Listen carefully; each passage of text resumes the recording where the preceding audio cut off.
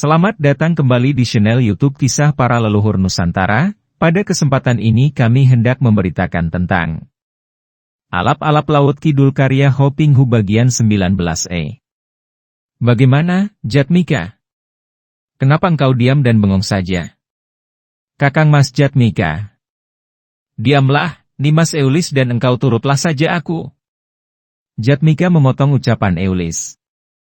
Dia tahu bahwa tentu Eulis yang sudah dia beritahu tentang keadaan Mataram itu sudah yakin bahwa mereka berdua harus membela Mataram dan sama sekali tidak boleh menentang Mataram. Karena itu dia mendahului untuk mengatur siasat dan dia yakin bahwa Eulis akan menurut saja karena gadis yang sudah kehilangan ingatannya akan masa lalu itu merasa tidak berdaya dan hanya percaya kepadanya. Baiklah, Aki Mahesasura. Aku dan Eulis akan membantu, akan tetapi setelah kita bekerja sama, cepat lepaskan ikatan pada kedua tangan kami agar kami dapat leluasa bicara dan leluasa bergerak. Dan leluasa pula memberontak, dan menyerangku, bukan? Hehehe, aku tidak setolol itu, Jatmika. Lalu maumu bagaimana, Aki Mahesasura? Kalau engkau tidak percaya kepada kami, mengapa kau mengajak kami untuk bekerja sama? Kata Jatmika, sengaja bertanya dengan suara bernada marah dan penasaran. Bersabarlah sampai besok pagi, orang muda. Seorang anak buahku sudah kusuruh memberi kabar kepada pimpinan kami. Besok pagi akan dapat kami memberi keputusan kepada kalian. Sekarang beristirahatlah. Engkau beristirahat dalam kamar bersamaku, dan Listiani akan dijaga 3 orang muridku. Tidak sudi aku sekamar dengan mereka. Eulis membentak marah. Aki Mahesasura, kalau murid-muridmu berani mengganggu selembar saja rambut Nimas Eulis aku akan. Tenanglah, Jatmika. Mereka tidak akan berani. Kata kakek itu lalu berkata kepada 3 orang muridnya. Biarkan gadis itu tidur dalam kamar sebelah dan kalian bertiga berjaga di luar kamar. Awas, kalau ada yang menyentuhnya, aku akan membuntungi anggota badan kalian yang berani menyentuhnya. Melihat gadis itu masih ragu dan memandang kepadanya, Jatmika berkata. Pergilah tidur di kamar sebelah, Nimas, dan percayalah, Aki Mahesasura tidak akan melanggar janji. Setelah Jatmika berkata demikian, barulah Eulis bangkit berdiri lalu melangkah dan memasuki kamar sebelah yang diterangi sebuah lampu gantung kecil. Dengan kedua tangan terbelenggu, gadis itu lalu merebahkan diri di atas pembaringan kayu, miringkan tubuh menghadap ke dalam dan segera ia dapat tidur karena memang ia sudah merasa lelah dan mengantuk. Mari kita beristirahat, Jatmika. Kata Aki Mahesasura. Jatmika bangkit dan mengikuti kakek itu memasuki sebuah kamar. Dalam kamar itu terdapat 2 buah dipan kayu. Menurut petunjuk Aki Mahesasura, Jatmika merebahkan dirinya di atas dipan yang berada di sebelah dalam, tidur miring membelakangi kakek itu yang duduk bersila di dipan kedua. Jatmika maklum bahwa memberontak tidak akan ada gunanya, bahkan membahayakan keselamatan Eulis. Maka dia mengambil keputusan untuk dapat tidur nyenyak agar tenaganya pulih kembali dan dalam keadaan segar bugar menghadapi peristiwa besok pagi. Pemuda itu melangkah dengan muka tunduk. Tubuhnya jangkung tegap, membayangkan kekuatan dahsyat di balik sikap lemah lembut itu. Wajahnya tampan manis, matanya lembut namun sinarnya tajam mencorong. Langkahnya seperti seekor harimau. Pakaiannya yang sederhana seperti pakaian pemuda tani itu tidak menyembunyikan keadaan dirinya yang menarik, yang berbeda dengan pemuda biasa. Memang sudah menjadi kebiasaannya kalau berjalan selalu menundukkan mukanya. Hal ini bukan berarti bahwa dia tidak memperhatikan keadaan di sekitarnya. Biarpun selalu menunduk, namun dia peka sekali terhadap lingkungannya. Takkan mudah bagi orang untuk lewat di dekatnya tanpa diketahuinya. Dia peka dan selalu waspada terhadap dirinya sendiri, pikirannya, perasaannya, gerak langkahnya, dan peka terhadap apapun yang berada di luar dirinya. Kalau dia menunduk, hal ini adalah karena sudah menjadi kebiasaannya dan hal ini sesuai dengan ajaran yang dia dapatkan dari mendiang Kitejo Budi. Masih terngiang suara gurunya itu kalau dikenangnya, yang mengajarkan perihal menundukkan muka ini. Tampaknya sederhana saja, hanya selalu menundukkan muka, namun ternyata mengandung ajaran yang amat penting sebagai penurun sikap hidup. Biasakanlah untuk menundukkan muka, Aji. Demikian mendiang Kitejo Budi dahulu memberi wejangan. Orang menundukkan muka itu selalu waspada akan langkah hidupnya, tidak akan mudah berjegal tersandung, mudah melihat kesalahan sendiri. Tidak seperti orang yang dalam perjalanan hidupnya selalu menengadahkan muka melihat ke atas, dia mudah tersandung dan jatuh tersungkur. Orang yang selalu menundukkan muka memandang ke bawah, akan tetapi dapat melihat mereka yang berada di bawahnya, yang lebih rendah, lebih miskin dan lebih kekurangan daripada dirinya sendiri. Dengan demikian dia akan selalu merasa bahwa dia adalah seorang yang beruntung, cukup tinggi, cukup berkemampuan dan berlebihan dibanding banyak orang yang berada di bawahnya sehingga dia akan dapat mengucapkan syukur dan terima kasih kepada kemurahan Gusti Allah kepadanya. Sebaliknya orang yang selalu berdongak hanya akan melihat mereka yang berada lebih tinggi darinya, lebih pandai, lebih kaya, lebih tinggi kedudukannya. Dengan demikian dia akan selalu merasa bahwa dia adalah seorang yang tidak berbahagia, yang rendah, yang kalah kaya, kalah makmur, kalah pandai oleh mereka yang berada di atasnya sehingga dia akan selalu mengomel, mencela, mengatakan bahwa Gusti Allah tidak adil kepadanya, hidupnya penuh keluh kesah dan iri hati, lihat betapa arif bijaksananya nenek moyang kita. Mereka membuat gambar-gambar wayang kulit yang mengandung penuh arti. Lihat gambaran wayang. Semua satria arif bijaksana. Semua digambar dengan muka menunduk dan lihat para raksasa yang angkara murka, semua digambar dengan muka menengadah atau dagu terangkat. Coba bayangkan, bagaimana sikap orang yang sombong, yang sewenang-wenang, yang angkara murka, yang berbangga diri dan berkepala besar, semua tentu mengangkat mukanya. Sebaliknya, orang yang penyabar, yang mengalah, yang rendah hati, yang alim, selalu tentu menundukkan mukanya. Orang yang menundukkan mukanya itu juga menundukkan hatinya terhadap Gusti Allah, setiap saat mengucapkan syukur dan memuji namanya. Akan tetapi orang yang menengadah atau mengangkat mukanya itu pun meninggikan hatinya, bisanya hanya menuntut kepada manusia lain atau kepada Gusti Allah sekalipun, agar mendapatkan ini dan itu demi kesenangan diri sendiri belaka. Camkanlah ini, Lindu Aji muridku. Aji tidak pernah melupakan petuah gurunya itu sehingga sudah menjadi kebiasaan baginya untuk selalu merendahkan hati dan menundukkan muka, bahkan di waktu berjalan. Dalam kewaspadaannya, juga terhadap diri sendiri, yaitu kebiasaan mawas diri yang selalu dilakukan, Aji mendapatkan bahwa dirinya sedang diombang-ambingkan berbagai perasaan. Harus diakuinya bahwa betapa kuatnya iman dan penyerahannya kepada Gusti Allah, namun dia tidak dapat melepaskan diri sama sekali terhadap pengaruh nafsu. Dan hal ini cocok dengan wejangan mendiang gurunya. Lindu Aji, tidak ada seorang pun manusia betapapun pandainya, betapapun salehnya, dapat terlepas sepenuhnya dari pengaruh nafsu. Selama kita masih mengenakan badan jasmani ini, sudah pasti kita terpengaruh oleh nafsu daya rendah benda, nafsu daya rendah hewani dan nafsu daya rendah nabati. Hal ini adalah karena kita selama hidup dalam dunia ini masih amat membutuhkan mereka. Kita membutuhkan sandang papan dan benda-benda lain yang membawa daya rendah benda. Kita membutuhkan makan minum yang membawa daya rendah hewani dan nabati. Bagaimana mungkin kita terbebas dari kesemuanya itu?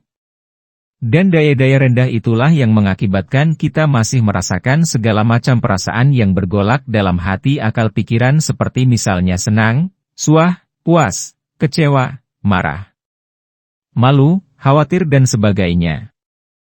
Hanya bedanya, Aji, orang yang kuat imannya dan penyerahannya kepada Gusti Allah, pengaruh nafsu-nafsu daya rendah itu tidak sampai menyeretnya terlalu jauh, tidak sampai membuat dia melakukan perbuatan-perbuatan jahat karena ada kekuasaan Gusti Allah yang akan menahan dan membimbingnya.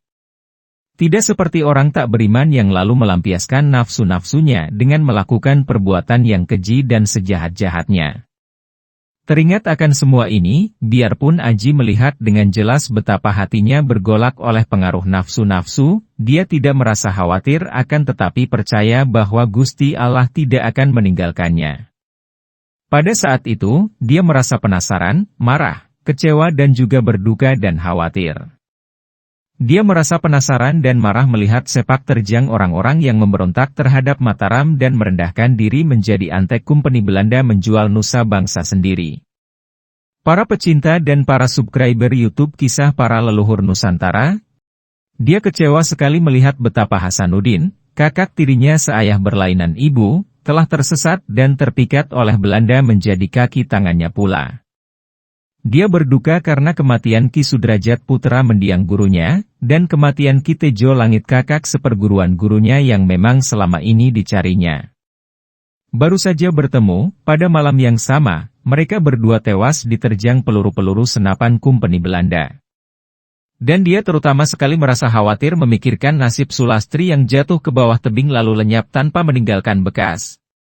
Kini dia dibebani oleh lebih banyak tugas lagi.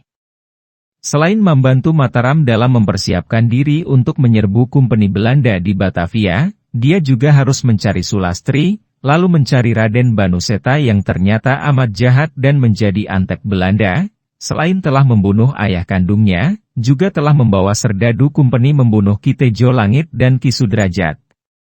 Selain itu juga harus mencari dan menyadarkan kakak tirinya, Hasanuddin yang tersesat. Dia melakukan perjalanan cepat kembali ke Gunung Careme, melewati tempat di mana Sulastri lenyap kemudian dengan cepat dia menuruni gunung itu menuju ke barat. Dan pada sore hari itu, tibalah dia di lembah Sungai Cilutung. Ketika dia berjalan santai menyusuri tepi sungai untuk mencari penyeberangan atau tempat yang nyaman untuk melewatkan malam, syukur kalau dia bisa mendapatkan makanan. Tiba-tiba dia melihat serombongan orang yang dipimpin seorang laki-laki berusia kurang lebih 40 tahun yang gagah perkasa berpakaian bangsawan. Rombongan yang mengikuti laki-laki gagah ini berjumlah 24 orang. Melihat pakaian dan bentuk tubuhnya, jelas mereka adalah orang-orang sebangsa, akan tetapi mereka semua memegang senapan berlaras panjang, dan laki-laki gagah itu pun menyelipkan sebatang pistol di ikat pinggangnya. Kalau saja mereka itu berpakaian serdadu, tentu mudah diduga bahwa mereka adalah pasukan company Belanda. Akan tetapi mereka tidak berpakaian seragam, dan mereka itu jelas orang-orang dari bangsa sendiri. Melihat keadaan mereka yang berjalan menyusuri pantai ke arah utara, dia tertarik sekali dan cepat dia membayangi mereka. Ketika membayangi mereka dari jarak agak dekat sambil menyelinap di antara pohon-pohon dan semak-semak dengan pengerahan tenaga dalam sehingga gerakannya cepat dan hanya berkelebat seperti bayang-bayang, Aji mendengar seorang di antara dua losin anak buah itu bertanya. Gusti Menggung, tidak kelirukah jalan yang kita tempuh? Pria yang gagah perkasa yang memimpin pasukan itu, yang berkumis tebal sekepal sebelah seperti Raden Gatot Kaca, tertawa, haha. Mana bisa keliru? Aku pernah ke sini. Hayo cepat, keburu malam. Suaranya besar dan mantap, juga berwibawa, rombongan itu mempercepat jalannya, bahkan setengah berlari dipimpin orang yang disebut Gusti Menggung itu. Aji dapat melihat betapa orang gagah itu dapat berlari dengan ringan, tampaknya seperti melangkah biasa saja, akan tetapi anak buahnya terengah-engah mengikutinya dengan berlari cepat. Seorang yang cukup tangguh, pikir Aji sambil berlari agar dapat terus membayangi dari jarak dekat. Akhirnya, setelah cuaca mulai gelap, tibalah mereka di depan sebuah pondok kayu yang cukup besar di tepi sungai itu. Mereka berhenti di luar pintu dan pemimpin rombongan itu berseru dengan suara lantang. Aki, kakek, Mahesasura. Apakah Andika berada di dalam pondok? Aki Mahesasura yang sedang duduk bersila di atas dipan, menjaga Jatmika yang rebah di dipan yang lain, menyeringai lebar mendengar suara itu. Hehe, kiranya Den Mas Tumenggung Jalwisa telah datang, kukira besok pagi baru tiba. Tunggu, kubukai pintu. Aki Mahesasura memberi isyarat kepada Jatmika yang juga bangkit duduk untuk ikut dengannya keluar kamar. Setibanya di luar kamar, kakek itu berkata kepada 3 orang muridnya. Kalian bawa gadis itu keluar, ke ruangan depan. 3 orang murid kakek itu membuka pintu kamar dan sebelum mereka masuk, Eulis sudah berada di ambang pintu. Gadis itu tidak ingin 3 orang itu memasuki kamarnya. Dalam keadaan terbelenggu, Jatmika dan Eulis dibawa ke ruangan tengah dan mereka disuruh duduk menghadapi meja besar tadi, terpisah. Beberapa buah lampu gantung dipasang sehingga ruangan itu menjadi terang. Daun pintu depan dibuka dan masuklah pemimpin rombongan tadi dengan sikap gagah. Kakek itu menyambut dengan sikap hormat dan bergembira. "Selamat datang di pondokku, Den Mas Tumenggung Jaluisa. Tidak kusangka Andika akan datang malam-malam begini. Silakan duduk." Pria itu adalah Tumenggung Jaluisa, tangan kanan atau orang kepercayaan Pangeran Mas Gede, adipati yang berusia 50 tahun dan menjadi penguasa di Sumedang. Tadinya, Sultan Agung setelah diakui kekuasaannya oleh para adipati di Jawa Barat kecuali Banten, mengangkat Dipati Kusuma Dinata sebagai penguasa di daerah Jawa Barat dan menjadi wakil kerajaan Mataram. Setelah Dipati Kusuma Dinata meninggal dunia, kedudukannya digantikan oleh Pangeran Mas Gede. Tumenggung Jaluisa merupakan orang kepercayaan, juga senopati yang diandalkan di Sumedang. Mendengar sambutan itu, Tumenggung Jaluisa melayangkan pandang matanya, dengan memandang ke arah Jatmika dan Eulis yang dibelenggu tangannya, dan matanya bersinar melahap kecantikan gadis tawanan itu. Kemudian dia menoleh keluar dan berkata kepada anak buahnya, "Kalian beristirahat di pendopo. Jangan tinggalkan tempat dan tetap waspada dan berjaga-jaga." Setelah berkata demikian, dia melangkah memasuki ruangan depan yang terang itu dan duduk berhadapan dengan Aki Mahesasura, 3 orang muridnya, yaitu Munding Beureum, Monding Koneng, dan Munding Hejo yang mengapit 2 orang tawanan yang terbelenggu itu. "Aki, siapakah mereka ini?" Tumenggung Jaluisa menuding ke arah 3 murid dan 2 tawanan itu. Sementara itu, Aji sudah menyelidiki dengan hati-hati dan kini dia mendekam di pojok luar ruangan depan itu dan mengintai dari sebuah lubang yang dibuat dengan tusukan telunjuknya pada dinding papan. Ketika dia melihat Eulis, jantungnya berdebar tegang, dia terbelalak dan hatinya diliputi rasa girang, heran dan terharu. Nimas Sulastri. Untung Aji dapat menguasai mulutnya yang hampir saja dilalui jerit hatinya itu. Hanya dalam hati dia menjerit memanggil nama gadis itu. "Sulastri masih hidup." Ini yang terpenting dan yang kedua, gadis itu tertawan dan harus dibebaskan. Akan tetapi dia kini sudah memiliki banyak pengalaman dan tidak mau bertindak sembrono. Dia hendak melihat keadaan dulu dan melihat perkembangannya. Maka, ketika Tumenggung Jaluisa duduk lalu bertanya kepada kakek yang tadi disebut sebagai Aki Mahesasura, Aji mengintai penuh perhatian. "Perkenankan, Den Mas Tumenggung. Yang 3 orang ini adalah murid-muridku. Munding Beureum, Munding Koneng dan Munding Hejo. Mereka inilah 3 dari panca Munding yang memimpin anak buah Munding Hideung di Gunung Careme. Heh, kalian bertiga, ketahuilah bahwa ini adalah Den Mas Tumenggung Jaluisa, Senopati Sumedang." 3 murid itu merasa rendah diri dan mengangguk dengan hormat. Guru mereka sendiri saja demikian hormat terhadap Tumenggung itu, tentu saja mereka harus lebih hormat lagi.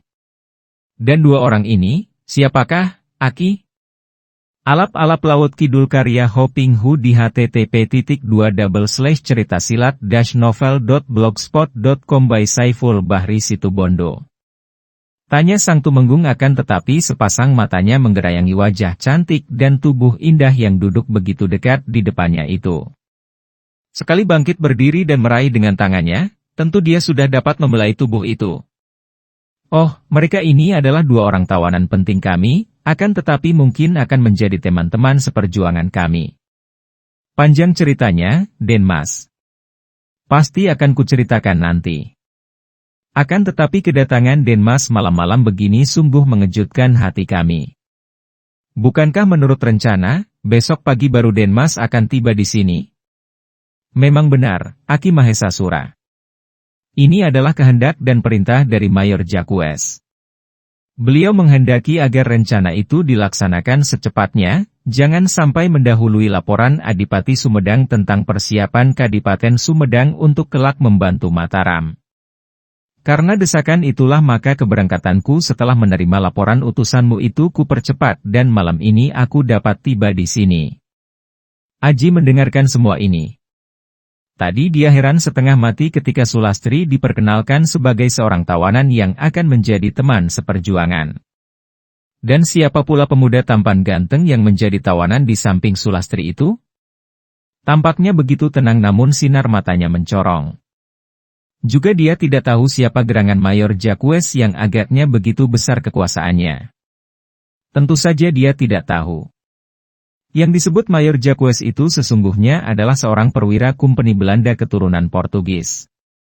Nama aslinya adalah Jacques Lefebvre akan tetapi selanjutnya akan disebut Mayor Jacques saja seperti yang dikenal oleh orang pribumi, baik yang menentang Kompeni Belanda maupun yang menjadi antek bangsa asing itu.